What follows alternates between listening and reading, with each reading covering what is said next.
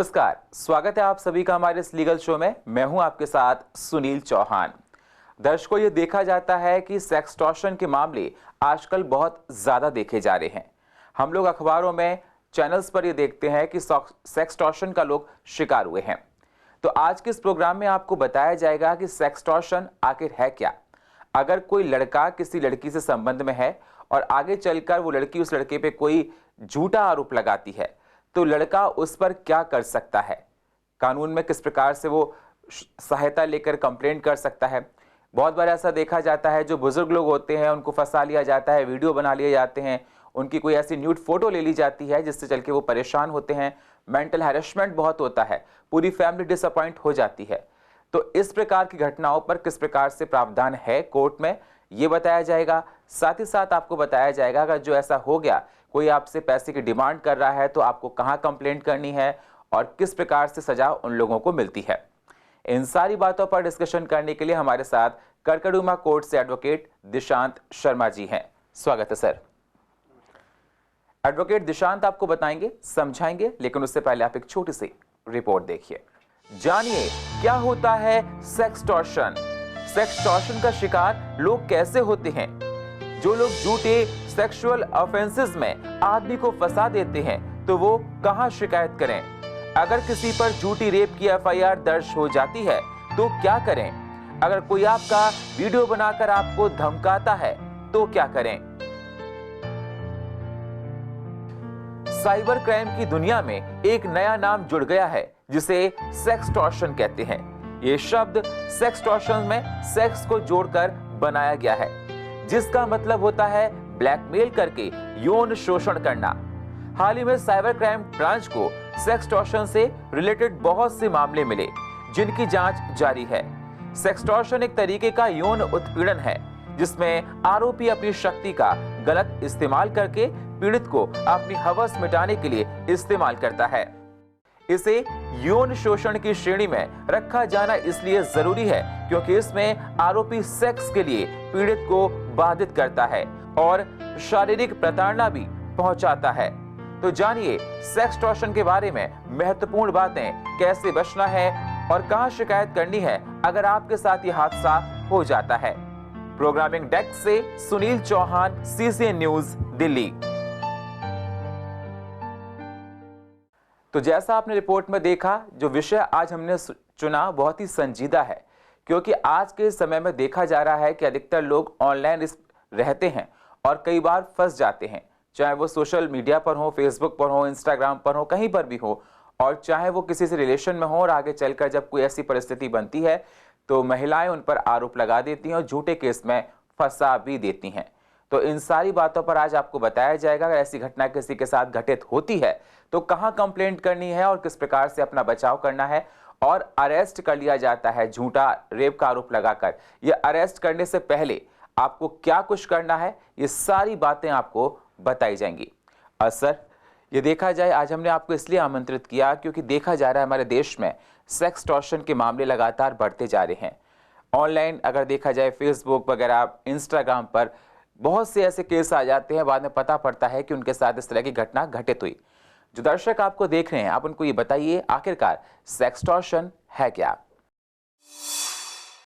देखिए कि आजकल देखने में आया है कि कई बार बहुत कारणों से, वो हो सकता है फेल्ड रिलेशनशिप हो या और अन्य कारणों से, कई बार आदमियों के ऊपर झूठे सेक्सुअल ऑफेंसेस रजिस्टर कर दिए जाते हैं। ये कानून जो कि महिलाओं की सेफ्टी और सुरक्षा के लिए बना था, आज के समय में इसे एज अ टूल यूज़ किया जा रहा है कई बार एक्सटॉर्शन पर्पसेस के लिए। हम ये नहीं कह सकते कि सारे केसेस झूठे हैं, लेकिन बहुत से मामले आजकल देखने में इस तरीके से आए हैं जहाँ पे कोई रिलेशनशिप फेल होने के कारण या दोस्ती ख़त्म होने के कारण या किसी और अन्य कारण से या एक सोची समझी साजिश के तहत किसी का वीडियो रिकॉर्ड करके बाद में उसे पैसे की डिमांड करी जाती है, झूठे केस रजिस्टर करवाए जाते हैं। तो इस वर्ड को आजकल सेक्सटॉर्शन के नाम से यूज़ किया जाता है, जबकि एक वर्ड एक्चुअली जो इसके लिए है वो है एक्सटॉर्शन है, पर क्योंकि ये सेक्सुअल ऑफेंसेस को का दुरुपयोग करके किया जा रहा है तो इसको हम सेक्सटॉर्शन भी कहते हैं। मतलब पहले वर्ड एक्सटॉर्शन हुआ करता था सर, लेकिन सेक्सुअल अफेंस को लेकर यूज़ किया जाता है, तो इसको आजकल सेक्सटॉर्शन लोग कहने लगे हैं। बिल्कुल, सेक्सटॉर्शन का शिकार बहुत प्रकार से लोग होते हैं, चाहे वो देखा जाए सोशल मीडिया के द्वारा, चाहे वो देखा जाए व्हाट्सएप कॉलिंग के द्वारा, और भी बहुत से रीजंस होते हैं। डेटिंग ऐप्स की बात करना चाहता हूं मैं। जो दर्शक आपको देख रहे हैं, आप उनको बताइए सेक्सटॉर्शन का शिकार किस प्रकार से आजकल आपकी प्रैक्टिस में देखा जा रहा है। मतलब आप एक वकील हैं, आपके पास केसेस आते हैं, तो कैसे केसेस ज्यादा आ रहे हैं, दर्शकों को बताइए। जी, एक तो इसमें देखा गया है कि आजकल एक बहुत आम बात है कि लोग कई बार ऐसे शिकार होते हैं कि वो कहते हैं कि उनको कोई व्हाट्सएप कॉल, वीडियो कॉल आ जाती हैं, जहाँ पे उनसे कुछ देर बात करके उनके वीडियो रिकॉर्ड कर लिए जाते हैं और बाद में उनको फिर फ़ोन आते हैं और बताते हैं कि आपने ऐसी अभद्रता फ़ोन पे करी है और आप किसी महिला के साथ इस तरह का दुर्व्यवहार किया है, तो अब आप पे एफआईआर रजिस्टर होगी, हम पुलिस से बोल रहे हैं, आप आइए और यहाँ पे हमें पैसे दे दीजिए। जबकि वो कोई पुलिस कॉल नहीं कर रही होती, वो एक सोची समझी साजिश के तहत कुछ एक गिरोह बने हुए हैं जो कि सोच समझ के ऐसा काम करते हैं उगाही करने के लिए। अब इंसान, उसमें आदमी सामाजिक कारणों से इतना डरा हुआ होता है कि वो उनके जाल में फंस जाता है। नंबर एक तो ये है।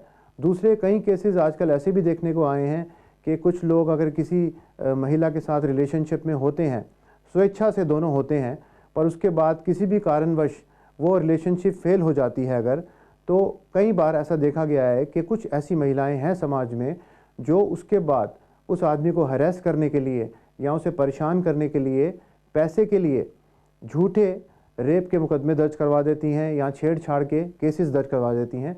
क्योंकि इस समय जो हमारा जो कानून बना हुआ है वो 2012 या 13 में जब निर्भया केस किया गया था, उसके बाद इतने स्वीपिंग चेंजेस उस कानून में ला दिए गए हैं कि उसे इतना ज़्यादा वुमेन सेंट्रिक कर दिया गया है कि उसमें आदमी के लिए, बचाव के लिए स्कोप बहुत कम रह गया है। बिल्कुल, बहुत अच्छी बात आपने बताई। निर्भया के केसेस के बाद उस जो कानून में संशोधन किया गया, एक तरह से देखा जाए तो ऐसी वुमेन सेंट्रिक कर दिया गया है जो आदमी के हित में कम है और वुमेन के हित में ज़्यादा है। सर, ये सवाल आपने पूछा, मेरे पास और सवाल हैं। एक सवाल प्रैक्टिकली मेरे पास आया था, वो मैं इस मंच से आपके माध्यम से रखना चाहता हूँ।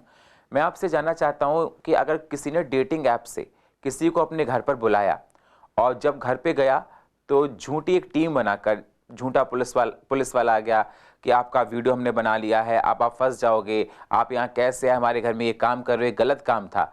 तो ऐसी कंडीशन अगर किसी लड़के के साथ या किसी लड़की के साथ घटना घटित होती है और उसको पैसे देने के दबाव बनाते हैं, उसने पैसे दे भी दिए, अब वो क्या करे, कहाँ कंप्लेंट करे। और कई बार तो ये देखा जाता है, लड़का लड़की ये चाहता है कि जो घटना हमारे बीच में घटित हुई यहाँ पर, ये मेरे परिवार वालों तक पता ना चले। उसके दबाव में आकर वो लोग पैसा दे देते हैं और पैसा देने के बाद बार बार उनकी डिमांड बढ़ती जाती है। तो ऐसी कंडीशन अगर बन रही है तो कहाँ कंप्लेंट करनी है? देखिए, पहली बात तो आज के ज़माने में जो इंटरनेट का ज़माना है, इतना ज़्यादा सोशल मीडिया और मीडिया एक्टिव है, तो ऐसे में पहली बात तो हमेशा खासकर पुरुषों को बड़ा सचेत और सतर्क रहना चाहिए ऐसे गिरोह से। इस बारे में चाहे पुलिस हो, चाहे सरकार हो, वो भी समय समय पे लोगों को एडवर्टीज़मेंट के माध्यम से सतर्क सचेत करती रहती हैं। पर फिर भी अगर किसी से ऐसा कोई गलती से काम हो गया कि उसने कोई ऐप ज्वाइन कर ली, या जैसे कि सुनील जी ने कहा कि वो कहीं चला भी गया और वहाँ पे उसको उन लोगों ने घेर लिया और डिमांड करने लग गए, तो सबसे पहला काम तो उस स्थिति में इंसान को ये करना चाहिए कि पुलिस हेल्पलाइन डायल कर देनी चाहिए। क्योंकि वहाँ से उसको बचा सकता है वो पुलिस ही बचा सकती है। और जिस पुलिस से वो डर रहा होता है, जिस उसको डराया जा रहा होता है, पर वो पुलिस ही उसको बचाएगी वहाँ से, क्योंकि जो लोग होते हैं वो क्रिमिनल्स होते हैं, वो गिरोह चल रहे होते हैं।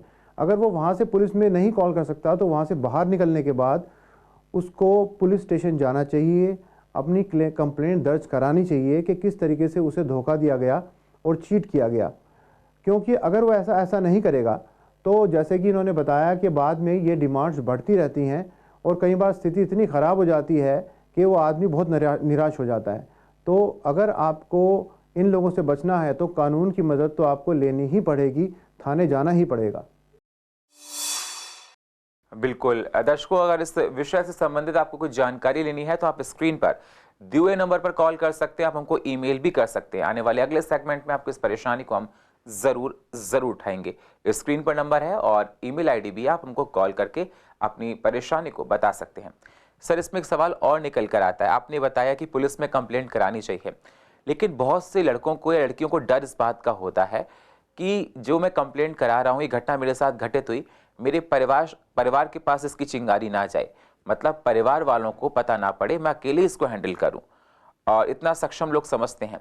लेकिन क्या कभी जब कंप्लेंट किसी पुलिस थाने में की जाती है तो उसका वेरिफिकेशन परिवार वालों तक जाता है? क्या गोपनीय रखी जाती है लड़के की या लड़की की पहचान?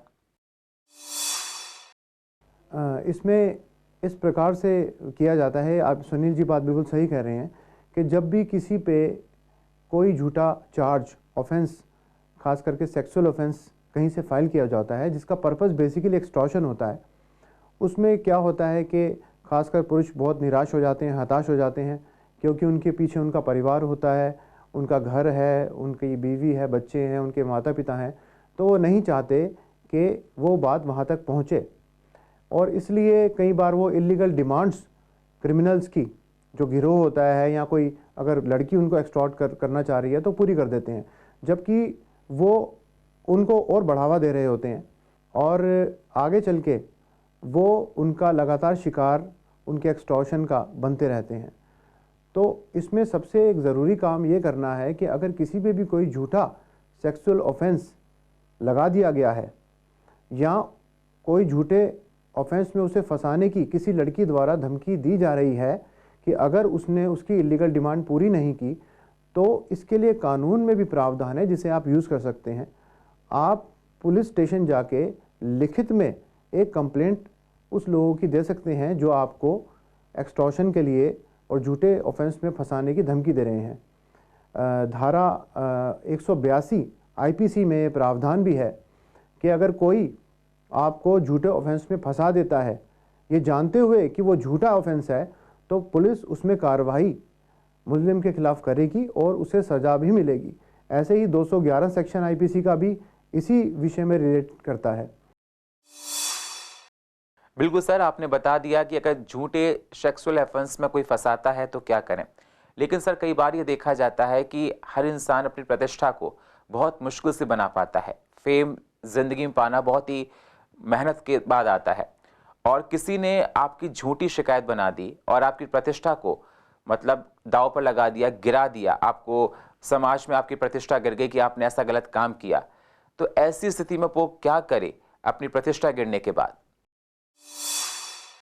ये बहुत अच्छा आपने सवाल पूछा, क्योंकि अधिकतर यही देखा गया है कि झूठे केसेस में प्रतिष्ठित जो परिवार हैं, जो प्रतिष्ठित लोग हैं, उनको फंसा दिया जाता है, क्योंकि उनकी समाज में प्रतिष्ठा होती है, नाम होता है, मान सम्मान होता है।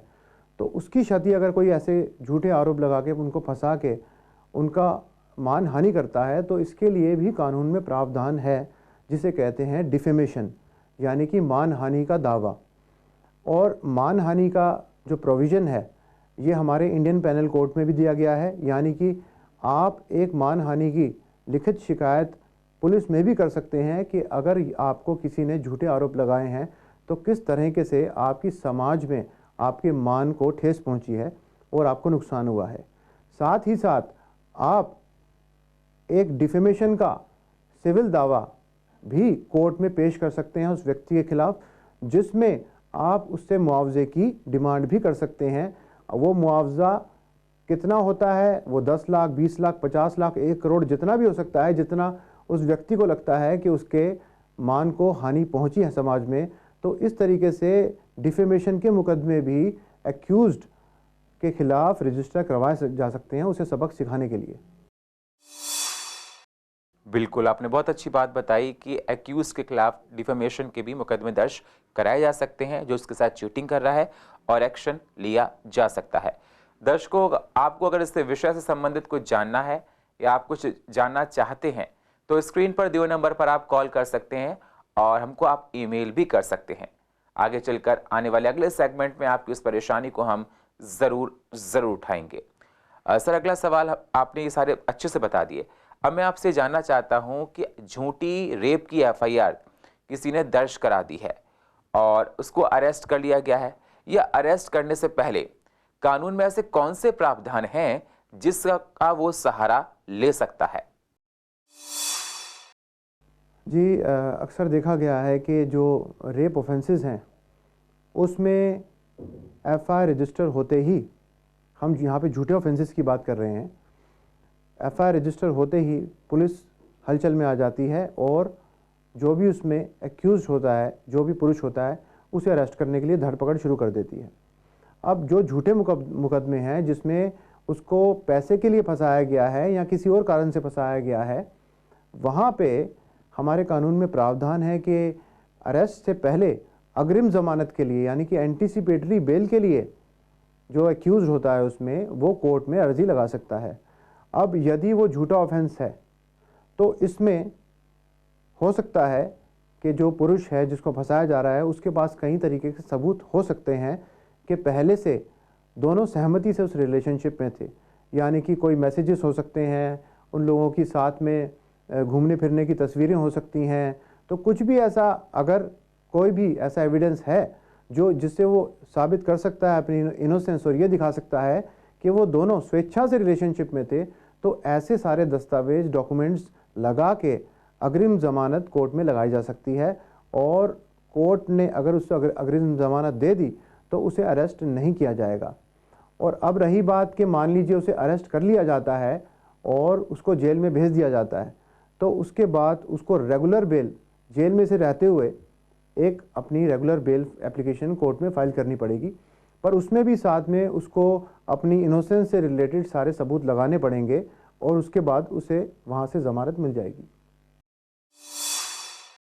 बिल्कुल, बहुत अच्छी बात आपने सर ये बताई कि उससे पहले जो आपने टाइम स्पेंड किया है, कहीं घूमने गए हैं या आपने व्हाट्सएप की चैट है, फेसबुक की चैट है, ये सारी बातों पर आपको ध्यान रखना है और आपके पास जो प्रूफ है वो आप कोर्ट के सामने रख सकते हैं। आपका एडवोकेट जज के सामने रखेगा, बताएगा, तो आपको अग्रिम जमानत मिल सकती है। अगला सवाल सर मेरा आपसे है, ये देखा जा रहा है कि एक्सटॉर्शन, सेक्सटॉर्शन बहुत देखा जाता है। अधिकतर हर यंगस्टर आजकल ऐप पर है और एक जिसमें निकल कर आया है कि अधिकतर जिस प्रकार से ये जो शिकार होते हैं वो 45 साल से लेकर 60 साल के लोग ज़्यादा होते हैं, क्योंकि वो प्रतिष्ठित लोग होते हैं, उनको अपनी प्रतिष्ठा का डर होता है और ऐसे लोगों को ये फ्रॉड करके शिकार बनाते हैं। तो इस मंच से आप क्या मैसेज देना चाहते हैं कि किस प्रकार से ऐसे बचें जिस प्रकार से इन फ्रॉड लोगों से बचा जा सके?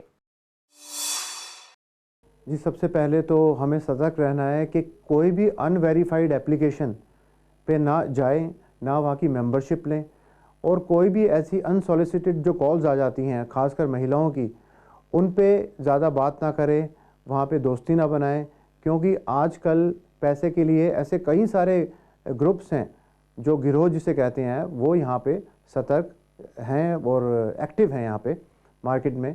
तो वो टारगेट भी, जैसे कि सुनील जी ने कहा, मिडिल एज लोगों को ज़्यादा करते हैं, जो वेल सेटल्ड हैं लाइफ में, जिनने पैसा कमा लिया है, जिनके पीछे परिवार है, क्योंकि वो ज़्यादा डरते हैं और ज़्यादा डरने के कारण वो ज़्यादा पैसा भी दे देंगे।